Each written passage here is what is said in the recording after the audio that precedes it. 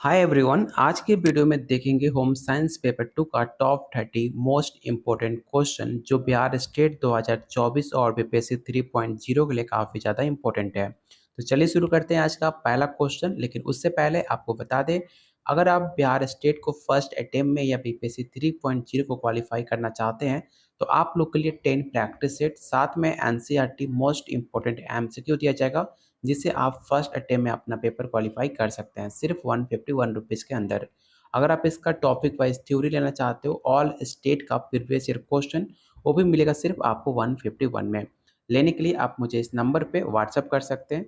बाकी डिटेल्स आपको यहाँ पर शेयर कर दी जाएगी। कैसे मैंने अपना फर्स्ट अटेम्प्ट में अपना स्टेट और बीपीएससी पेपर क्वालिफाई किया, उस बेस पे मैं आपको गाइड करूँगा कि आप कैसे फर्स्ट अटेम्प्ट में अपना पेपर क्वालिफाई कर सकते हो।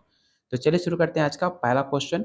और हर सवाल काफ़ी इंपॉर्टेंट है, तो आप सारे क्वेश्चन अटेम्प्ट जरूर करना, आपके एग्जाम के लिए काफ़ी ज़्यादा इंपॉर्टेंट होगा।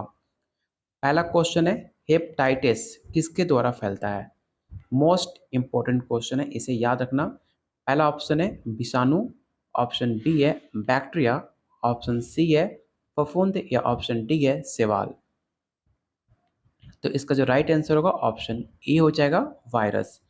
ठीक है, यहाँ पर देख भी सकते हैं कि जो हेपेटाइटिस होता है विषाणु के कारण होने वाले लीवर का एक गंभीर बीमारी है, जिसे एक टीके द्वारा आसानी से रोका जा सकता है। इसको आप डिटेल में पढ़ सकते हो और आपके पास नोट्स है तो आप इसे हर एक पॉइंट को पढ़िएगा, क्योंकि इसमें बहुत सारे ऐसे इंपॉर्टेंट फैक्ट्स दिए गए हैं जो आपके एग्जाम में डायरेक्ट पूछे गए थे पिछली बार में। क्वेश्चन नंबर सेकंड है, आपको बताना है कि ग्रामीण महिलाओं में साक्षरता की दर वृद्धि हेतु कौन सी योजना आपको भारत में लाई गई थी? पहला ऑप्शन है कस्तूरबा गांधी शिक्षा योजना, ऑप्शन बी है मातृ सुरक्षा योजना, राजीव गांधी किशोरी योजना या ऑप्शन डी है कस्तूरबा गांधी बालिका विद्यालय योजना। ये सवाल आपके प्रीवियस ईयर क्वेश्चन में पूछा हुआ सवाल है, इसलिए आपको इसका आंसर पता होना चाहिए। क्वेश्चन 2 का जो राइट आंसर होगा ऑप्शन आपका ए हो जाएगा, कस्तूरबा गांधी शिक्षा योजना, ऑप्शन ए। कब लाई गई थी? तो यहाँ पर देख सकते हैं कि 2004 में इसकी शुरुआत की गई थी। ठीक है, ऑप्शन इसका 1 अप्रैल 2007 को सर्व शिक्षा अभियान के साथ इसे मिला दिया गया था, लेकिन शुरुआत कब हुई थी? तो जुलाई 2004 में इसकी शुरुआत हुई थी। ये सारे फैक्ट्स आपके एग्जाम के लिए काफ़ी ज़्यादा इंपॉर्टेंट है। क्वेश्चन थर्ड है, संचार के किस माध्यम से तस्वीरें प्रत्यक्ष रूप के सामने दिखाई जाती हैं? पहला ऑप्शन है flash card, film strip, television या ऑप्शन डी है श्याम पट। जाकर आप प्रीवियस ईयर क्वेश्चन चेकआउट कर सकते हो, ये सवाल आपके डिट्टो पेपर में पूछे गए थे। तो इसका जो राइट आंसर होगा ऑप्शन ई हो जाएगा, फ्लैश कार्ड। यहाँ देख भी सकते हैं कि कार्ड की एक श्रृंखला होती है जिसमें आपके 8 से लेकर 20 चित्रों वाला एक कार्ड होता है, जिसमें पूरी कहानी को वर्णित किया जाता है व्याख्या सहित। तो ऑप्शन ए इसका राइट आंसर होगा, इसे आप याद रखिएगा। क्वेश्चन नंबर 4 है, धागे का वजन प्रति इकाई लंबाई अथवा लंबाई प्रति इकाई वजन क्या दर्शाता है? पहला ऑप्शन है धागे की संख्या, धागे की मजबूती, धागे का ऐंठन या ऑप्शन डी है धागे की समरूपता। तो इसका जो राइट आंसर होगा ऑप्शन आपका ए हो जाएगा, धागे की संख्या। क्वेश्चन नंबर 5, सुंदरता किस प्रकार का मूल्य है? साधन मूल्य है, आंतरिक मूल्य है या ऑप्शन ए और बी दोनों है या ऑप्शन डी इनमें से कोई नहीं। तो याद रखिएगा, जो आपका सुंदरता है वो सिर्फ एक इंटरनल पार्ट है। एक्सटर्नल जो है आपका कुछ नहीं है, साधन मूल्य कुछ नहीं होता। सिर्फ आपकी जो सुंदरता है कुछ इंटरनल पार्ट से जो आपके एज के आने टाइम तक वो सुंदरता भी ढल जाती है। तो इसका राइट आंसर ऑप्शन आपका बी हो जाएगा। क्वेश्चन नंबर 6, बीसीजी का टीका किस रोग से बचाव करता है? ये भी सवाल आपके प्रीवियस ईयर क्वेश्चन में पूछा हुआ सवाल है। पहला ऑप्शन है चेचक, डिप्थीरिया, टपेडिक या ऑप्शन डी टाइफाइड। तो याद रखिएगा, बीसीजी का फुल फॉर्म होता है वेलिसस कैलमेट गोरिन, जो कि एक टीका है जो कि आपके टीबी तपेदिक रोकथाम के लिए उपयोग किया जाता है। इसकी पहली बार उपयोग 1921 में किया गया था, इसे भी आप याद रखिएगा। यहाँ पे साफ साफ मेंशन भी है कि 1921 में इसका पहली बार उपयोग किया गया था टीबी को खत्म करने के लिए। अगला क्वेश्चन मोस्ट इंपॉर्टेंट क्वेश्चन है। ये सवाल ऑलरेडी हमने पहले के प्रैक्टिस सेट में सवाल हमने किया हुआ है आपसे कि शारदा एक्ट किससे संबंधित है? क्या वो विधवा विवाह से संबंधित है, स्त्री प्रथा से, बाल विवाह से या ऑप्शन डी है उपरोक्त में से सभी।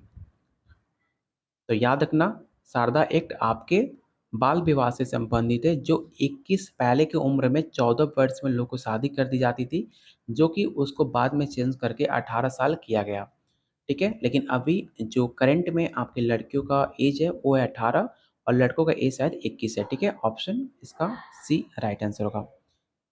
यहाँ पे आप देख भी सकते हो कि 28 सितंबर 1929 को imperial legislative council of India द्वारा इसे पारित किया गया था, जो लड़कियों का विवाह 14 वर्ष से लड़कों के वर्ष 18 तय की गई थी, लेकिन बाद में इसे चेंज करके लड़कियों का 18 और लड़कों को 21 कर दिया गया था। क्वेश्चन नंबर 8 है, किस आयु में बालक प्रयत्न एवं भूल द्वारा सीखते हैं? Trial and error. एक सवाल ये भी पूछा जाता है कि ट्रायल एंड एरर किसने सिद्धांत दिया था?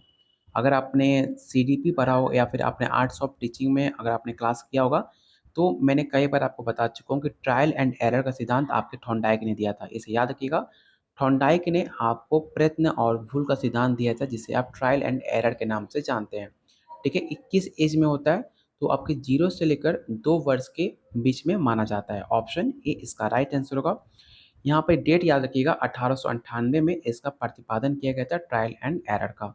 जब आप एक-एक लाइन को पढ़ते हो तो ऐसे कुछ फैक्ट्स मिलेंगे जो आपके आने वाले एग्जाम के लिए काफ़ी ज़्यादा इंपॉर्टेंट है। जैसे कि मुझे पता था ट्रायल एंड एरर थॉर्नडाइक द्वारा दिया गया था, लेकिन मुझे डेट याद नहीं था, जो कि मुझे इसे पढ़ने से मुझे भी याद हो गया कि 1898 में थॉर्नडाइक ने अपना ट्रायल एंड एरर का सिद्धांत 1898 में दिया था। अगला क्वेश्चन है क्वेश्चन नंबर 9। आपको बताना है कि सेकेंडरी कलर कौन से होते हैं? आपने देखा होगा प्राइमरी एंड सेकेंडरी, तो आपको बताना है कि सेकेंडरी कलर में कौन कौन से आते हैं। ठीक है, तो इसका जो राइट आंसर होगा ऑप्शन ए हो जाएगा। प्राथमिक रंगों के मिश्रण से बनाए गए रंग, अगर जो प्राइमरी कलर से जो रंग बनते हैं, जो जिस कलर से मिक्स होते हैं और जो वैल्यू निकल के आती है, वो होती है आपकी सेकेंडरी कलर। तो ऑप्शन ए इसका राइट आंसर हो जाएगा। यहाँ पे देख सकते हैं कि रंग का वर्गीकरण कैसे होता है। पहला होता है आपका प्राइमरी, बाइनरी, इंटरमीडिएट, टेरेटरी और आपका क्वाटरी। ठीक है, इसका आप स्क्रीनशॉट जरूर रख लेना, क्योंकि आपके एग्जाम से और रिलेटेड काफ़ी ज़्यादा इंपॉर्टेंट है। जितने भी क्वेश्चन है आपके सिलेबस के अकॉर्डिंग है, चैप्टर वाइज आपके जो सिलेबस मेंशन है उसको मिक्स करके सारे क्वेश्चन बनाए गए हैं। ठीक है, यहाँ देख सकते हैं कि प्राइमरी कलर आपका पीला हो गया और दूसरा कलर रेड हो गया और नीला हो गया। जब आप इसको मिक्स करते हो तो जब आपका कलर जो वैल्यू निकल के आती है वो होती है आपकी द्वितीयक रंग। काफ़ी आसान भाषा में समझा कर दिया गया है, जो कोई भी अगर आप डिटेल में पढ़ते हो, आपको हर एक क्वेश्चन काफ़ी ज़्यादा आसान भाषा में क्लियर हो जाएगा। क्वेश्चन नंबर 10, सिर पर लंबी पट्टी बांधने के लिए पट्टी की आवश्यकता कितनी होती है? ये भी सवाल आपके सेम पैटर्न में बिहार स्टेट या पीपीएससी में सवाल पूछे गए थे, मुझे एक्यूरेट याद नहीं आ रहा, लेकिन लंबी पट्टी को लेकर आपके एग्जाम में सवाल पूछे गए थे। पहला ऑप्शन है 1 पट्टी, 2 पट्टी, 3 पट्टी या ऑप्शन डी है 4 पट्टी। अगर आपने जवान मूवी देखा होगा शाहरुख खान का, तो उसने अपने चेहरे को काफ़ी ज़्यादा बाँध लिया था, तो उसको अपने फेस को पूरा कवर करने में कितनी पट्टी का यूज़ हुआ होगा, आप इससे भी आइडिया लगा सकते हो। तो याद रखना, इसका राइट आंसर ऑप्शन बी हो जाएगा, 2 पत्ती। क्वेश्चन नंबर 10 है, आपको बताना है कि एनआईएन 2020 आरडीए सारणी के अनुसार प्रति 2000 केसीएल पर फाइबर की प्रतिदिन कितनी मात्रा निश्चित की गई है? 30 ग्राम, 25 ग्राम, 35 ग्राम या ऑप्शन डी है 40 ग्राम। तो इसका जो राइट आंसर आएगा ऑप्शन ए हो जाएगा 30 ग्राम। क्वेश्चन नंबर 12, पारिवारिक साधन किसके एक प्रकार माने जाते हैं? पहला ऑप्शन है human and non human, traditional and not traditional, flexible and non flexible, या ऑप्शन डी है कंप्लीट एंड इनकम्प्लीट। सबसे इंपॉर्टेंट, आप मेरी बात को ध्यान से सुनो। जब भी आप पेपर देना जाना, चाहे स्टेट हो चाहे बीपीएससी, दोनों में आपका बाइलिंगुअल क्वेश्चन होता है। सिर्फ कोई भी एक लैंग्वेज पढ़कर आप आंसर टेक आउट मत करना, स्पेशली हिंदी। अगर आपका हिंदी काफ़ी अच्छा है, इंग्लिश कुछ नहीं आता आपको, फिर भी आप सिर्फ हिंदी को पढ़कर आंसर टेक आउट मत करना, इंग्लिश को एक बार ज़रूर रीड करना। ऐसे इसलिए कह रहा हूँ कि हिंदी में कुछ ऐसे वर्ड होते हैं जो आप आसानी से नहीं समझ सकते हो, लेकिन इंग्लिश में वो काफ़ी आसान भाषा में लिखा होता है, जिसे आप बेटर आंसर टिक आउट करने में आपकी हेल्प हो सकती है। तो याद रखिएगा, क्वेश्चन 12 का जो राइट आंसर होगा ऑप्शन आपका ए हो जाएगा, ह्यूमन एंड नॉन ह्यूमन। ठीक है, इसको किसने डिफाइन किया था, किसने इसको क्लासीफाई किया था? तो याद रखिए, ग्रास एंड ग्रैंडल। ठीक है, ग्रास। क्रास एवं क्रैंडल ने, काफ़ी फेमस नाम है, जिन्होंने परिवार को 2 भागों में इसे बाँटा था, ठीक है? इसे याद रखिएगा। यहाँ पे मेंशन भी किया गया क्रास एवं क्रैंडल, ठीक है? इसे आप जब डिटेल में पढ़ते हो तो आपको अच्छे से मिल जाएगा। यहाँ पे वर्गीकरण करके भी दिया गया कौन-कौन सा आप किस साधन में आएगा। क्वेश्चन नंबर 13 है, जब फ्लोट वार्प यान से बनता है तो उसे हम क्या कहते हैं? तो याद रखिएगा जो फ्लोट्स होता है, जब फ्लोट्स अपने यान से उसे बनाया जाता है तो उसे हम साटिन बुनाई के नाम से जानते हैं, ठीक है? ऑप्शन ए इसका राइट आंसर होगा, साटिन बुनाई।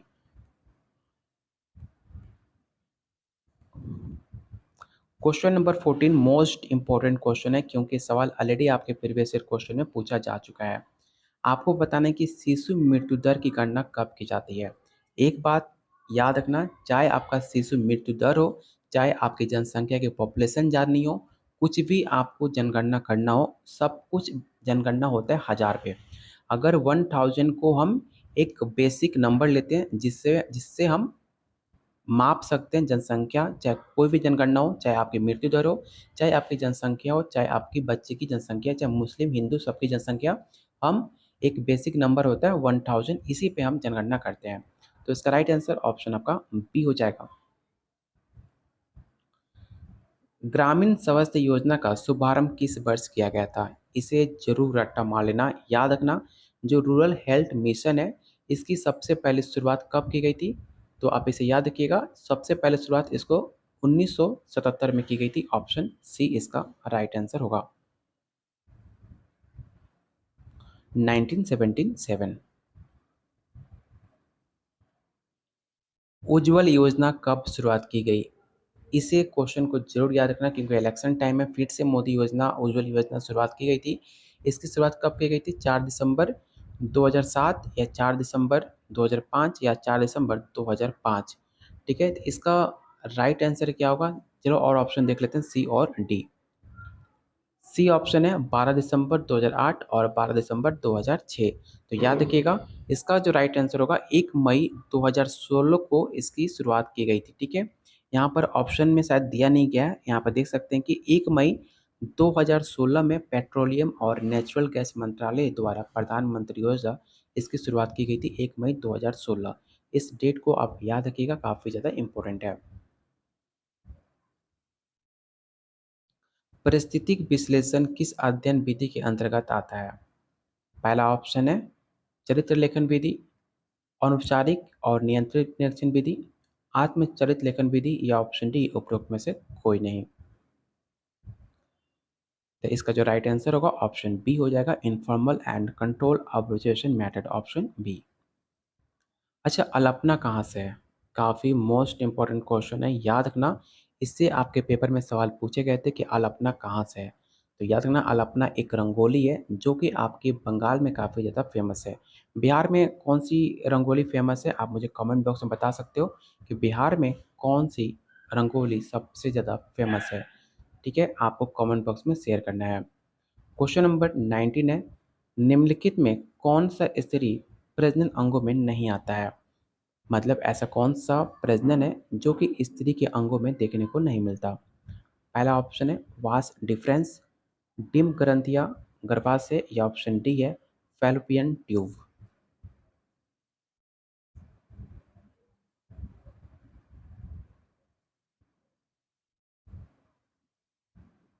तो इसका जो राइट आंसर होगा ऑप्शन आपका ए हो जाएगा, वास डिफरेंस। वास डिफरेंस आपको इतनी स्त्री प्रजनन के अंग देखने को नहीं मिलता है।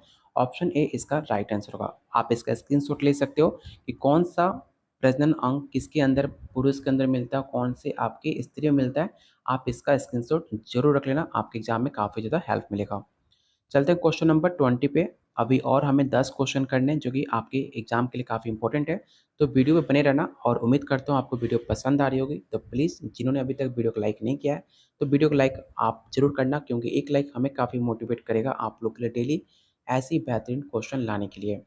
क्वेश्चन नंबर 20 है, निम्नलिखित में कौन सा विनियोग नहीं है?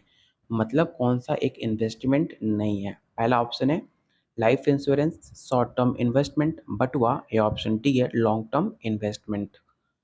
तो याद रखना जो आपका वॉलेट है वो कोई इन्वेस्टमेंट नहीं है। अगर आप पैसा जो होता है आपने वॉलेट में रख लिया हो, चाहे आपने किसी बड़े से पर्स में रख लिया हो, वो कोई इन्वेस्टमेंट नहीं है। आप 10 साल बाद भी उसको निकालोगे तो जितना आपने पैसा रखा होगा उतना ही पैसा आपको उस टाइम मिलेगा। तो ऑप्शन इसका सी राइट आंसर होगा। क्वेश्चन नंबर 21, मर्सराइजिंग परिचर्या में कौन सा रसायन प्रयोग किया जाता है? पहला ऑप्शन है अमोनिया, बोरिक अम्ल, कास्टिक सोडा या ऑप्शन डी इनमें से कोई नहीं।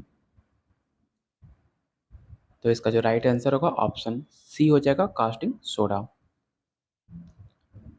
Question number 22, compulsory saving is example of, मतलब कौन सा ऐसा बचत है जो आपका कंपल्सरी है आपको सेव करना। ठीक है, तो पहला ऑप्शन है जीपीएफ, जिसे आप सामान्य भविष्य निधि के नाम से जानते हैं। सेकंड ऑप्शन है बैंक डिपॉजिट। थर्ड ऑप्शन है एलआईसी या ऑप्शन डी है पीपीएफ। इसमें आप लोग कंफ्यूज हो सकते हो, याद रखना इसका जो राइट आंसर होगा ऑप्शन ए हो जाएगा जीपीएफ, जो कि एक अनिवार्य बजट है जो कि सरकार द्वारा एक पेंशन लाई जाती है। ऑप्शन ए इसका राइट आंसर होगा। अगला क्वेश्चन काफी आसान क्वेश्चन है कि विश्व स्वास्थ्य संगठन की स्थापना कब की गई है?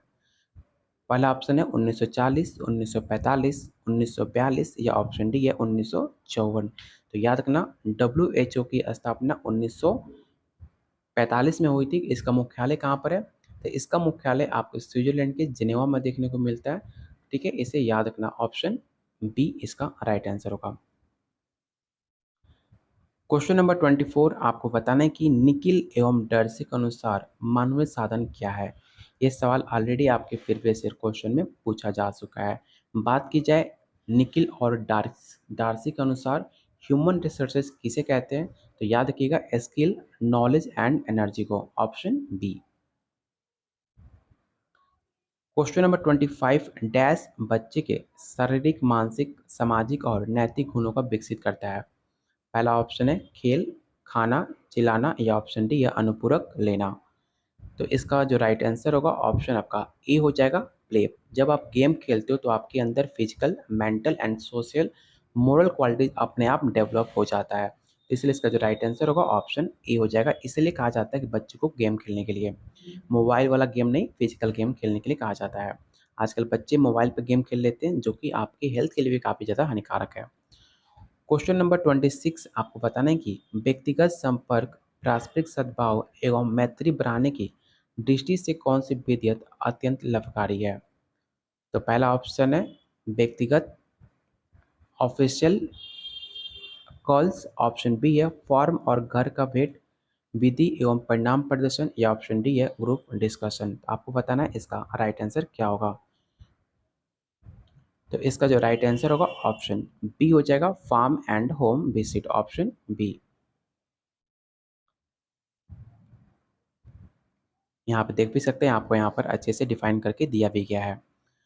क्वेश्चन नंबर 27 है, उल्टा टाका किसे कहते हैं? पहला ऑप्शन है पाल टाका, मिस टाका, टक टाका या ऑप्शन डी है जर्सी टाका। तो याद रखना जो रिजर्व स्टिच होता है उसे हम कहते हैं पल्ट स्टिच, ऑप्शन ए। गेहूं का चोकर उसके किस स्तर में होता है? मोस्ट इंपॉर्टेंट क्वेश्चन है, इसे याद करना कि गेहूं का चोकर उसके किस स्तर में होता है। पहला ऑप्शन है एपिडर्मिस, एंडोस्पर्म, एम्ब्रियो या ऑप्शन डी है पेरिकार्प। तो इसका जो राइट आंसर होगा ऑप्शन डी हो जाएगा पेरिकार्प। ये सवाल, इसे रट्टा मार लेना, 100% सवाल आपके पेपर में देखने को मिल सकता है। क्वेश्चन नंबर 29 है, कार्य सरलीकरण की औपचारिक तकनीक कौन सी है? पहला ऑप्शन है प्रोसेसर चार्ट, साइक्लोग्राफ, ऑपरेशन चार्ट या ऑप्शन डी है पाथवे चार्ट। तो इसका जो राइट आंसर होगा ऑप्शन बी हो जाएगा साइक्लोग्राफ।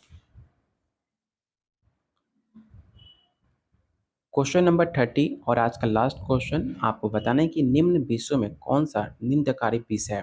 पहला ऑप्शन है अफीम, शराब, गांजा या ऑप्शन डी है आपका भांग। ठीक है, तो अगर आपको बताना है कि इनमें से सबसे ज़्यादा नैरोटिक, ठीक है, याद रखना नैरोटिक आपके बारे में पूछा गया है। ऐसे तो नासा हर सब नासा ही नासा है, लेकिन इसमें से आपको बताना है कि नैरोटिक नासा कौन है। ऐसे सवाल आपको कंफ्यूज कर सकते हैं, तो आप ऐसे क्वेश्चन को ज़्यादा प्रैक्टिस करना आपके एग्जाम के लिए काफ़ी ज़्यादा इंपॉर्टेंट है। याद रखिएगा इसका जो राइट आंसर होगा ऑप्शन ए हो जाएगा अफीम। और आपके 2 क्वेश्चन बचे हुए हैं, चलो इसे भी कंप्लीट कर ही लेते हैं। क्वेश्चन नंबर 31 है, झाड़ू लगाना किस प्रकार का कार्य है? तो आपको पता है कि झाड़ू लगाना लाइट वर्क, जो भी आंसर टिक आउट किए थे बिहार स्टेट में सबका आंसर गलत था। झाड़ू लगाना, अगर आपने झाड़ू लगाया होगा तो आपको पता होगा कितना कठिन काम है। मैंने एक बार लगाया था, मेरी हाथ चढ़ गई थी। मुझे लगता है कि झाड़ू मारना काफ़ी आसान काम नहीं है, इसलिए इसका जो राइट आंसर होगा ऑप्शन सी हो जाएगा। क्वेश्चन नंबर 32 और आज का लास्ट क्वेश्चन, आज इसे हम कंसीडर करेंगे। आपको बताना है कि निम्नलिखित में कौन सा कारक संज्ञानात्मक विकास को प्रभावित करता है? पहला ऑप्शन है हेरिडिटी, ज्ञानेंद्रिय, मस्तिष्क विकार या ऑप्शन डी या उपरोक्त में से सभी। तो याद रखिएगा, संज्ञानात्मक विकास को, जो आपका कॉग्निटिव डेवलपमेंट होता है उस सबको इफेक्ट करता है आपकी, चाहे हेरिडिटी हो, चाहे आपका सेंस ऑफ ऑर्गन्स हो, चाहे आपका ब्रेन और डिसऑर्डर हो। इसलिए इसका जो राइट आंसर होगा ऑप्शन डी हो जाएगा। तो ये रहा आज का टॉप 30 क्वेश्चन। वीडियो जाने से पहले आप वीडियो को लाइक करके जाना, क्योंकि आपका एक लाइक हमें काफ़ी मोटिवेट करेगा आप लोग के लिए डेली ऐसी बेहतरीन क्वेश्चन लाने के लिए। अगर आपका इसका पेड नोट्स लेना चाहते हो जिसके अंदर आपको 10 प्रैक्टिस सेट मिलेगा, साथ में आपको डिफाइन करके मिलेगा, व्याख्या सहित मिलेगा, जैसे कि आपने देखा भी होगा, जिसे आप पढ़कर सारे कन्फ्यूजन दूर कर सकते हो, अपने अंदर एक कॉन्फिडेंट बिल्ड कर सकते हो, शॉर्ट टर्म में आप इससे पेपर को क्वालिफाई कर सकते हो। साथ में आपको एनसीईआरटी का मोस्ट इंपॉर्टेंट एमसीक्यू भी दूंगा, जो आपके एग्जाम के लिए काफ़ी ज़्यादा इंपॉर्टेंट होगा, सिर्फ 151 में। अगर आप इसका topic wise theory all state का फिर पे सिर्फ क्वेश्चन लेना चाहते हो, जिससे आप आइडिया लगा सको कि कैसे पेपर होम साइंस में पूछे जाते हैं, सब कुछ मिलेगा 151 में। तो लेने के लिए आप मुझे इस नंबर पे व्हाट्सअप कर सकते हैं, बाकी डिटेल्स आपको यहाँ पर शेयर कर दी जाएगी। तो बस वीडियो को लाइक करो, शेयर करो और कीप वॉचिंग, कीप शेयरिंग।